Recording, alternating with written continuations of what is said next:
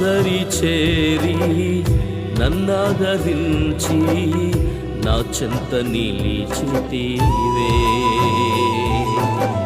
నా శ్రమలలో నన్ను హత్తుకుని కన్నీరు తుడిచితివే. నాదరి చేరి నన్నాదరించి నా చెంత నిలిచితివే. నా శ్రమలలో నన్ను హత్తుకుని కన్నీరు తుడిచితివే. నా మంచి స్నేహితుడా, నా మంచి సమరయుడా, నా మంచి స్నేహితుడా, నా మంచి సమరయుడా, నీ ప్రేమకు సాటి లేరయా. నీ ప్రేమను వర్ణించలేనయా, నీ ప్రేమకు సాటి లేరయా, నీ ప్రేమను వర్ణించలేనయా. మహాగణుడును మన రక్షకుడునైన మన ప్రభువైన యేసుక్రీస్తు వారి ప్రశస్తమైన నామంలో ప్రతి ఒక్కరికి మా హృదయపూర్వక వందనాలు తెలియజేస్తూ ఉన్నాను. దేవుడు తన కృపను బట్టి కనికరాన్ని బట్టి మనల్ని బలపరిచి భద్రపరిచి కాపాడిన దానిని బట్టి దేవునికి మహిమ. ప్రతిదినం అనుదిన జీవవాక్యము ద్వారా దేవాతి దేవుడు మనతో మాట్లాడుతూ ఉన్నారు. ప్రియులారా, ఈ మంచి సమయంలో పరిశుద్ధ గ్రంథంలో నుండి కీర్తనల గ్రంథం 92వ కీర్తన 12వ శరణాన్ని చదువుదాం. 92వ కీర్తన 12వ శరణం. నీతిమంతులు ఖర్జూరు వృక్షము వలె మోవవేయుదురు, లెబనోను మీది దేవదారు వృక్షము వలె వారు ఎదుగుదురు. యెహోవా మందిరములో నాటబడిన వారై వారు మన దేవుని ఆవరణములలో వర్ధిల్లుదురు. చదవబడిన లేఖన భాగంలో దేవుడు ఏమంటున్నాడు అని అంటే, నీతిమంతులు ఖర్జూర వృక్షము వలె మువ్వ వేస్తారు, లెబనోను దేవదారు వృక్షం ఏ విధంగా ఎదుగుతుందో వాళ్ళు ఎదుగుతారు. ప్రియులారా, గమనించాలి, నీతిమంతులు ఖర్జూర వృక్షము వలె మువ్వ వేస్తారు అని మాట్లాడుతున్నాడు. ఫలించే అనుభవం క్రైస్తవ జీవితం, ఫలాలు కలిగినటువంటి అనుభవం క్రైస్తవ జీవితం. దేవుడు తన కనికరాన్ని మనపై చూపిస్తూ ఉన్నాడు. అందుకే దేవుని వాక్యం ఏమంటుందో తెలుసా? దేవుని మందిరములో నాటబడిన వారై మన దేవుని ఆవరణములలో వర్ధిల్లుదురు అనని. వర్ధిల్ల చేసే దేవుడు ఆయన. వాక్యంలో మనం గమనిస్తే కనుక మొదటి రాజులు 4వ అధ్యాయం 33వ వచనంలో, మరియు లెబనోనులో ఉండు దేవదారు వృక్షమనే గాని గోడల్లో నుండి మొలుచు ఇసోపు మొక్కనే గాని చెట్లన్నిటిని గూర్చి అతడు రాసెను. మరియు మృగముల పక్షులు, ప్రాకు జంతువులు, జలచరములు అను వాటినన్నిటిని గూర్చి అతడు రాసెను. గమనించాలి, ఇక్కడ లెబనోను గురించి, దేవదారు వృక్షమును గురించి మాట్లాడుతూ ఇసోపు అనే మొక్క గురించి మాట్లాడుతున్నాడు. మనం ఆలోచన చేస్తే గనుక దేవుని వాక్యం అంటది, అదే మొదటి రాజులు 6:29లో, మరియు మందిరపు గోడలన్నిటిని మీదను లోపలనేమి వెలుపలనేమి కెరూబులను, తమల వృక్షములను, వికసించిన పుష్పములను చెక్కించాను. దేవుని మందిరాన్ని గురించి మాట్లాడుతున్నాడు ఇక్కడ సొలొమోను మందిరం. ఇక్కడ మనం ఆలోచన చేస్తే గనుక ఖర్జూర వృక్షము వలె మువ్వ వేస్తారు నీతిమంతులు. ఎదగాలి క్రైస్తవ జీవితం. ఎప్పుడు చూద్దామన్న మరుగుజ్జు స్థితిలో ఉండకూడదు. ఆర్థికంగా, ఐశ్వర్యములో, ప్రియులారా సంపాదించే విషయంలో, ఆస్తుల విషయంలో, మేడలు మిద్దుల విషయంలో ప్రియులారా ఎదుగుతున్నారు. అది తప్పు కాదు. దేవుని ఆశీర్వాదం అది, దేవుడిచ్చే బహుమానాలు అవి. అయితే ఆత్మీయతలో ఎదుగుతున్నావా లేదా? ఆత్మీయతలో మన జీవితం ఎలా ఉంది అనేది ఆలోచన చేయాలి. లెబనోను దేవదారు వృక్షం ఎదుగునట్లు వాళ్ళు నీతిమంతులు ఎదుగుతారు. అందుకే దేవుని మందిరములో నాటబడిన వారై మన దేవుని ఆవరణములలో వర్ధిల్లుతారు. దేవుని మందిరములో నాటబడిన వారు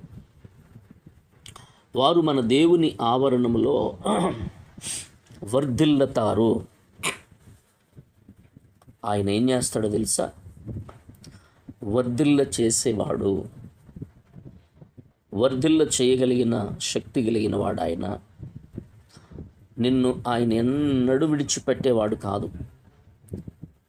దేవుని మందిరములో దేవుని ఆశీర్వాదం, దేవుడిచ్చిన దీవెన నీ జీవితం ఒక ఉన్నతంగా మారాలని దేవుడు కోరుతూ ఉన్నాడు.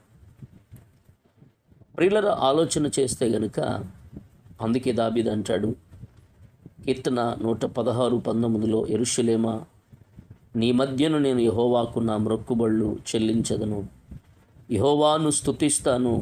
103 కీర్తనలు అంటాడు, నా ప్రాణమా యెహోవా స్తుతించుము, సన్నతించుము. ఆయన చేసిన ఉపకారాలలో దేనిని మరిచిపోవద్దు అని మాట్లాడుతున్నాడు. కాబట్టి దేవుని పిల్లలారా, ఆత్మీయతలో నువ్వు ఎదగాలి, ఆత్మీయతలో రోషం కలిగి బ్రతకాలి, ఆత్మీయతలో క్రీస్తు ప్రేమను చూపిస్తూ అనేకులు నీ వైపుకు, దేవుని వైపుకు మళ్ళేటట్లుగా నీ ఆత్మీయ జీవితం ఉండాలి. నీవు ఒక మాదిరిగా ఉండాలి. నిన్ను చూసిన వారు నీలో దేవుడు కనబడాలి. నిన్ను చూసినటువంటి వారు దేవుని సమాధానం వాళ్ళకి కలగాలి. అలా కాకుండా నిన్ను చూస్తే ఈమె ప్రార్థనకి వెళ్తుంది, లేక ఇతను ప్రార్థనకి వెళ్తున్నాడు, ప్రార్థనకి వెళ్ళిన వాళ్ళందరూ ఇంతే అని నిన్ను గురించి చెప్పకూడదు. నిన్ను చూచిన వారు దేవునిని స్తుతించేవారు అయి ఉండాలి. ఈ రోజున అది జరుగుతుందా? నిన్ను చూసిన వారు, అమ్మో ఈమె ప్రార్థనకి వెళ్ళి ఇదే నేర్చుకుంటుందా, ఇదే నేర్పిస్తున్నారా అని నిన్ను గురించి అంటున్నారేమో, నీ గురించి చెడ్డగా మాట్లాడుతున్నారేమో, నీ ప్రవక్తనుల గురించి వాళ్ళు రకరకాలుగా మాట్లాడుకుంటున్నారేమో. దేవుని వాక్యం ఏం చెప్తుందో తెలుసా? దేవుని దగ్గరికి వస్తున్న నీవు, ఆరాధనలు దేవుణ్ణి స్తుతిస్తున్న నీవు, నీ ఆత్మీయ జీవితం ఎదగాలి. నీ ఆత్మీయ జీవితంలో వృద్ధి కలిగి ఉన్న వ్యక్తిగానే ఉండాలి. అందుకే వాక్యం ఏమంటుంది? నీతిమంతులు ఖర్జూర వృక్షములాగా మొవ్వవేస్తారు. మొవ్వవేసిన జీవితం దీవించబడుతుంది. ప్రియులరా, మోడైన జీవితం కాదు. దేవుడు అంటాడు కదా, మోడైపోయిన జీవితాలను చిగురింపజేస్తాడు ఆయన. ఈ మంచి సమయంలో నీ జీవితం దేవునికి ఇష్టకరంగా మారిపోవాలి. నువ్వు దేవుడు కోరుకున్న పరిశుద్ధత కలిగిన వ్యక్తి అయి ఉండాలి. దేవుని మందిరములో నాటబడిన మొక్కలా ఉన్నవా? దేవుని మందిరములో నాటబడిన వ్యక్తిగా ఉన్నవా? దేవుని మందిరానికి వస్తూ కూడా నీ జీవితం మార్చుకోకుండా, దేవుని మందిరానికి వస్తూ నీ స్థితి మారకుండా, అప్పుడు ఎలా ఉన్నావో ఇప్పుడు అలా ఉన్నవేమో. మాటలు మారలేదు, చూపులు మారలేదు, ప్రవక్తన మారలేదు.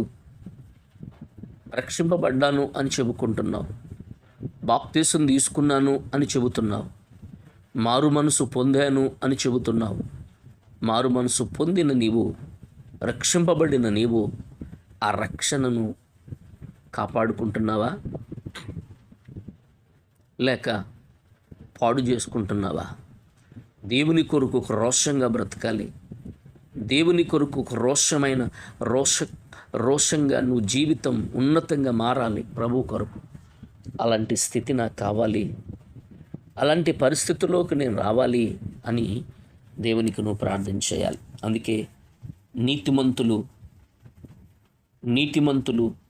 నీటి కాలువల యారన నాటపడినదై ఆకు వాడక తన కాలమందు ఫలమిచ్చు చెట్టులాగా ఉంటారంట. దుష్టులు అలాగనుండక గాలి చెదరగొట్టే పొట్టులా ఉంటారు. న్యాయ విమర్శలో దుష్టులు నిలబడరు, నీతిమంతులు నిలబడతారు. ఈ రోజున నీ జీవితం ఎలా ఉంది? ప్రభు వచ్చినప్పుడు ఎత్తబడే వ్యక్తిగా ఉన్నావా? విడవబడే వ్యక్తిగా ఉన్నావా? నిన్ను నీవు పరీక్ష చేసుకో. పైకి భక్తిగా ఉండి దాని శక్తిని ఆశ్రయించిన వ్యక్తిగా నువ్వు ఉంటే గనుక దేవుడు నిన్ను నీ మీద ఉమ్మపోస్తాను అని అంటున్నాడు ఆయన. ఉంటే చల్లగానే ఉండు, లేక ఎచ్చగానైనా ఉండు. నులివెచ్చని స్థితి నీ జీవితం వద్దు. కొంత లోకం, కొంత దేవుడు, కొంత దయ్యం, ఇదొద్దు నీ జీవితానికి. ఉంటే క్రీస్తు కొరకు రోషంగా బ్రతుకు. దేవుడు తప్పక నీ జీవితాన్ని అద్భుతంగా చేస్తాడు. అట్టి కృప పరిశుద్ధాత్మ దేవుడు మనకు అనుగ్రహించును గాక. ఆమేన్. ప్రార్థన చేసుకుందాం. ప్రియా పరిశుద్ధాత్ముడా, కృపగల దేవా, కనికరము గల యేసు నీ కొందనాలు. నీ వాక్యమైన మీ ప్రియబిడలను దీవించి ఆశీర్వదించండి, ఉన్నతంగా చేయండి, వర్ధల్ల చేయండి. మందిరములో నాటబడిన వారే దేవా ఉన్నతమైన దీవెనతో మీరే నింపి బలపరచమని సమస్తాన్ని మీ చేతులకు అప్పగించుకుంటూ ఘనత, మహిమ, ప్రభావాలు మీరే పొందుకోమని యేసు నామములో ప్రార్థించి స్తుతించి వేడుతున్నాం తండ్రి. Amen, amen, amen.